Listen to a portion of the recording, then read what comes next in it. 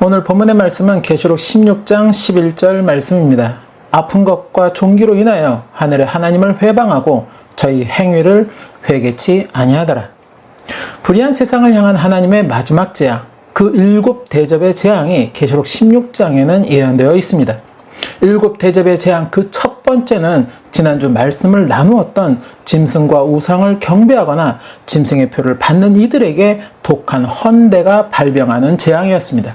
지난주 말씀을 나누었었던 것과 같이 주님은 이 계시록의 말씀을 통해 이 부분을 특별히 더 강조하고 계셨다는 것입니다.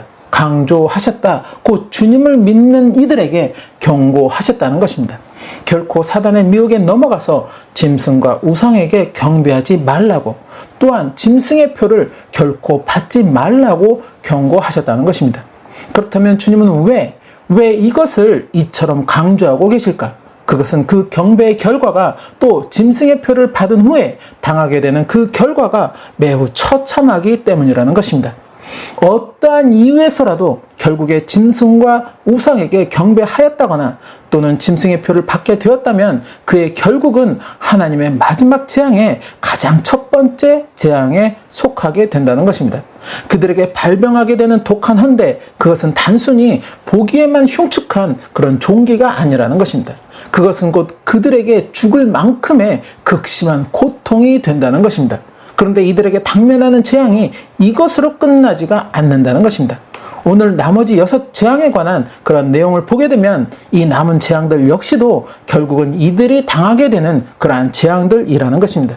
그리고 마지막에는 더 무서운 형벌의 자리가 이들을 기다리고 있다는 것입니다.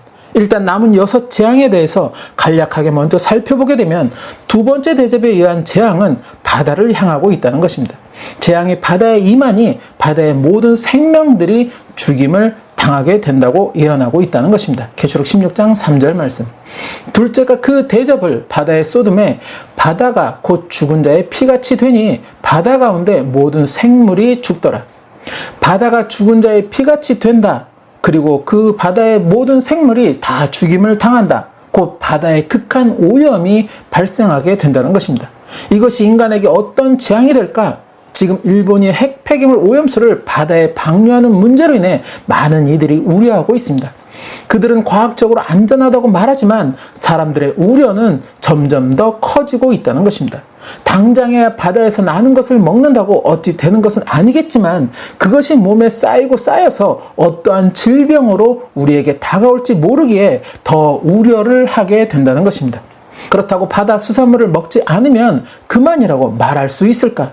소금같이 우리에게 필수적인 것들은 어떤 선택의 여지를 찾는 것이 힘들다는 것입니다. 즉 바다에 임하는 재앙은 단지 바다 생물의 죽음으로만 끝나는 것이 아니라는 것입니다. 바다에 임하는 재앙, 그것은 인류에게 큰 혼란과 공포로 직결이 된다는 것입니다.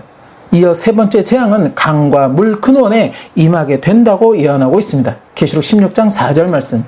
셋째가 그 대접을 강과 물 근원에 쏟음에 피가 되더라. 강과 물 근원, 이것은 곧 살아있는 생명체에 없어서는 안 되는 물에 임하는 재앙이라는 것입니다. 계시록 5장에 7개의 인으로 봉인된 책이 등장을 하고 6장에서 어린 양, 곧 예수 그리스도가 그 인을 하나씩 떼게 됩니다. 그리고 8장에서 마지막 인이 떼어졌을 때 세상에 임하는 재앙을 알리는 7 나팔이 하나씩 울리게 되는데 그 세 번째 나팔이 울릴 때 하늘에서 큰 별이 강 3분의 1과 여러 물샘에 떨어져 크게 오염이 되고 그로 인해 많은 이들이 죽임을 당하게 될 것이라고 예언하였다는 것입니다. 바로 그와 같은 재앙이 세 번째 대접의 재앙에서 또 한 번 임하게 된다는 것입니다. 지금도 전 세계 많은 곳에서 물 부족 현상으로 인해서 많은 이들이 고통을 겪고 있습니다. 마실 물이 부족하니 이것이 오염된 물임을 알면서도 불구하고 어쩔 수 없이 그 오염된 물을 마시는 상황들도 있고 그로 인해 온갖 질병에 노출되고 서서히 죽어가는 그런 안타까운 모습들도 볼 수 있다는 것입니다. 바로 그러한 재앙들이 이제 더 많은 이들에게, 아니 어쩌면 모든 사람들에게 임하게 된다는 것입니다. 네 번째 재앙은 해로 인해 당하는 재앙을 예언하고 있습니다. 계시록 16장 8절에서 9절 말씀. 넷째가 그 대접을 해 소돔에 해가 권세를 받아 불로 사람들을 태우니 사람들이 크게 태움에 태워진지라. 이 재앙들을 행하는 권세를 가지신 하나님의 이름을 회방하며 또 회개하여 영광을 주께 돌리지 아니하더라. 해가 권세를 받아 불로 사람을 태운다. 이것은 곧 태양으로 인해 사람들이 많은 피해를 입게 된다는 것을 말씀하고 있다는 것입니다. 지금 일어나는 기후이변의 원인은 지구온난화가 그 주된 원인이라고 합니다. 산업이나 생활에서 배출하는 온실가스 등 여러 가스들이 지구온난화의 원인이 되고 있고 더불어 오존층을 약화시키는 원인 또한 제공하고 있다는 것입니다. 오존층은 태양에서 보내는 자외선을 막아주면서 지구의 적절한 온도를 유지하는 그런 역할을 하고 있습니다.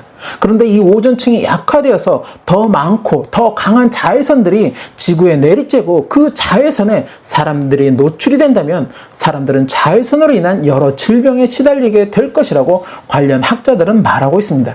더불어 지구의 오존층이 완전히 파괴된다면 그것은 지구에 아주 무서운 재앙을 불러일으키게 될 것이라고 또한 경고하고 있다는 것입니다.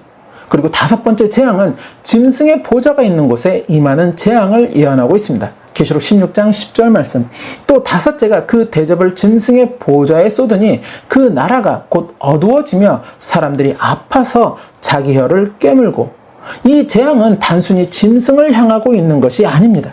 짐승에게 속한 나라 그리고 그 안에 사람들을 향하고 있다는 것입니다. 계시록 13장에서 장차 짐승이 42달 일할 권세를 받을 것이라고 하였습니다. 그렇게 42달 짐승은 하나님과 하늘 장막에 거하는 자들을 회방하고 지상의 성도들과 싸워 이기며 열방을 다스리게 될 것이라고 예언하고 있습니다. 그렇게 짐승의 다스림에 속한 열방의 모든 이들은 바로 이 짐승을 경배하게 될 것임을 또한 예언하고 있다는 것입니다. 계시록 13장 5절에서 8절 말씀. 또 짐승이 큰 말과 참남된 말 하는 입을 받고 또 42달 일할 권세를 받으니라. 짐승이 입을 벌려 하나님을 향하여 회방하되 그의 이름과 그의 장막 곧 하늘에 거하는 자들을 회방하더라. 또 권세를 받아 성도들과 싸워 이기게 되고 각 족속과 백성과 방언과 나라를 다스리는 권세를 받으니 죽임을 당한 어린 양의 생명책에 창세 이후로 농명되지 못하고 이 땅에 사는 자들은 다 짐승에게 경배하리라. 즉 짐승의 다스림에 속한 모든 나라들에게 어두움은 임할 것이며 그 어두움은 곧 자기 혀를 깨물 정도의 극심한 고통이 되리라는 것입니다. 그리고 여섯 번째 재앙은 사람들에게 임하는 직접적인 어떤 재앙이라기보다는 어떤 전쟁의 시작을 암시하여 주고 있습니다. 계시록 16장 12절에서 14절 말씀. 또 여섯째가 그 대접을 큰 강 유브라데에 쏟음에 강물이 말라서 동방에서 오는 왕들의 길이 예비되더라. 또 내가 보매 개구리 같은 새 더러운 영이 용의 입과 짐승의 입과 거짓 선지자의 입에서 나오니 저희는 귀신의 영이라. 이적을 행하여 온 천하 임금들에게 가서 하나님 곧 전능하신 이의 큰 날에 전쟁을 위하여 그들을 모으더라. 용의 입 곧 사단의 입과 짐승의 입 그리고 거짓 선지자의 입에서 나오는 귀신의 영이 하나님과의 전쟁을 위해서 이적을 행하여 열방의 임금들을 하나로 모은다는 것입니다. 그리고 16절은 이 전쟁이 아마겟돈 전쟁임을 암시하고 있다는 것입니다. 계시록 16장 16절 말씀.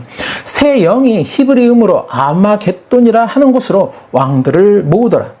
아마겟돈 히브리어 하르메기돈의 헬라식 표현으로 무기또의 산 또는 언덕이라는 의미를 가지고 있습니다.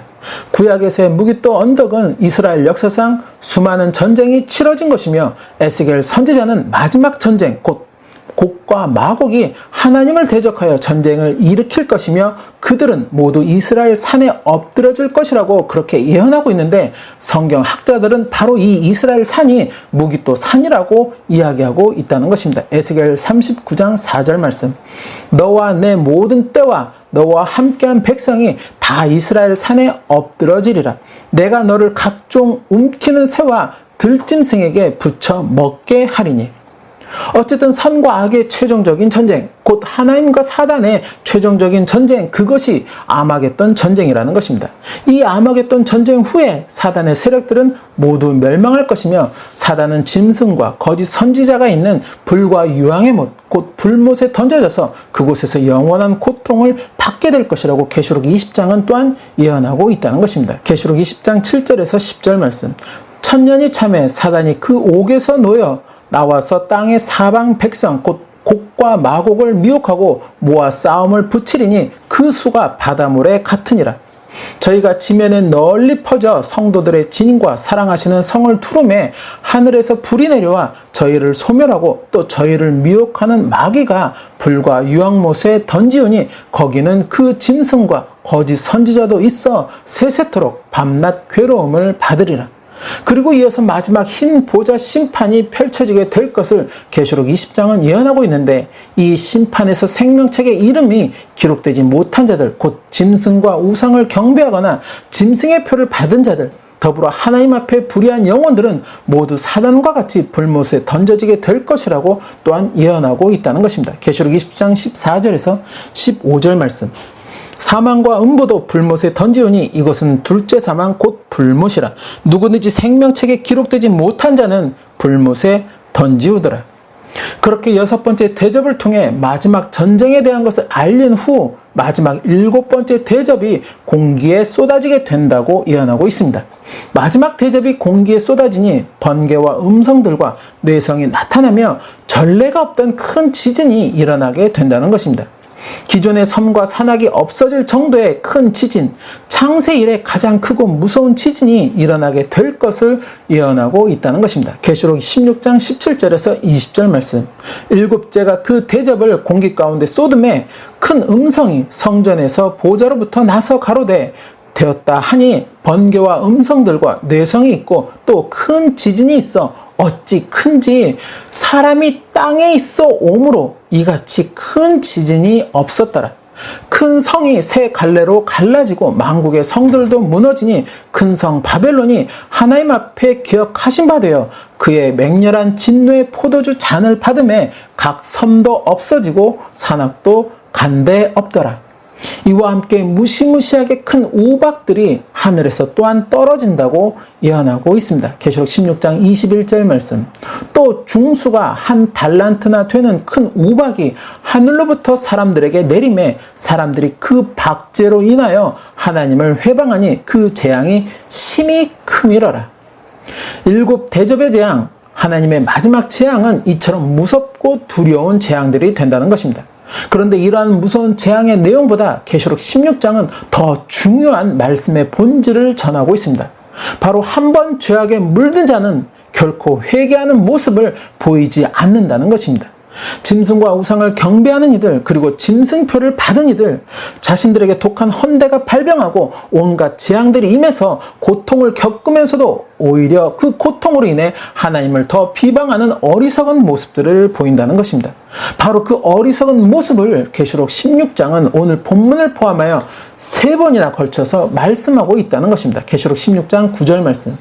사람들이 크게 태움에 태워진지라. 이 재앙들을 행하는 권세를 가지신 하나님의 이름을 회방하며 또 회개하여 영광을 주께 돌리지 아니하더라. 그리고 21절 말씀.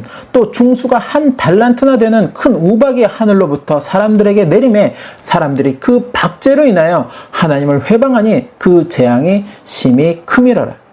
마치 이스라엘 민족이 자신들의 눈으로 하나님의 행하시는 온갖 이적들을 다 보고 체험하면서 출애굽을 하였음에도 불구하고 물이 없다고 하나님을 원망하고 고기가 없다고 하나님을 원망하는 모습들을 보인 것처럼 자신들에게 임하는 재앙으로 인해서 오히려 더 하나님을 원망하고 비방하는 그런 어리석은 모습을 보인다는 것입니다. 왜일까? 하나님을 온전히 믿지 못하기 때문이라는 것입니다. 하나님을 온전히 믿지 못하니 말씀을 온전한 진리로 믿지 못한다는 것입니다. 말씀을 온전한 진리로 믿지를 못하니 이러한 주님의 예언을 멸시하여 지키지 못한다는 것입니다. 그렇게 계시를 통한 주님의 경고를 무시하고 결국에 짐승과 우상을 경배하고 또 짐승의 표를 받게 된다는 것입니다.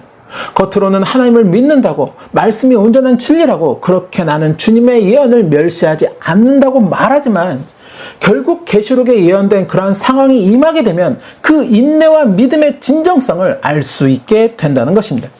주님을 믿는다고 하는 우리는 항상 이러한 말씀에 내 스스로 경각심을 갖는 그런 믿음이어야 한다는 것입니다. 이러한 주님의 예언을 항상 마음에 두며 오늘의 내 믿음을 또 내 신앙의 삶을 점검하고 거룩한 자의 모습으로 그렇게 나아갈 수 있어야 한다는 것입니다. 계시록 22장 11절 말씀. 불의를 하는 자는 그대로 불의를 하고 더러운 자는 그대로 더럽고 의로운 자는 그대로 의를 행하고 거룩한 자는 그대로 거룩되게 하라. 바로 이렇게 의를 행하고 거룩함을 유지하는 삶, 그렇게 주님과 동행하는 삶의 결국은 마지막 재앙 가운데 속하지 않는 그러한 삶이며 영원한 고통의 불못이 아닌 생명나무로 나아가는 그 축복을 누리게 된다는 것입니다. 이러한 축복을 누리는 발걸음의 삶이 되시기를, 그리고 끝까지 주님과 함께 동행하는 그러한 삶이 되시기를 예수님의 이름으로 축원합니다.